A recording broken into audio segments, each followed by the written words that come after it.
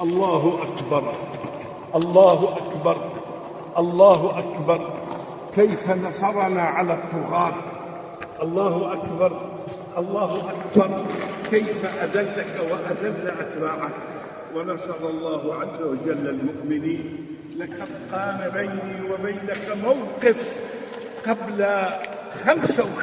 قبل 55 سنة، وتحديتك وما كان سلاحك إلا السيف.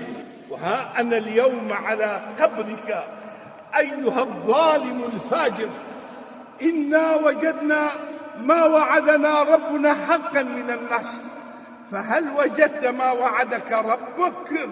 الله أكبر. قال فرعون يا أيها الملأ هل علمتم من إله غيري فأوقد لي يا هامان على الطين فاجعل لي صرعا لعلي أطلع إلى إله موسى وإني لأظنه من الكاذبين.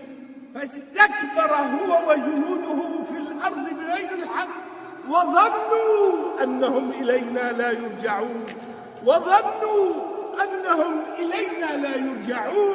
فأرجعك الله رغم أنفك إليه.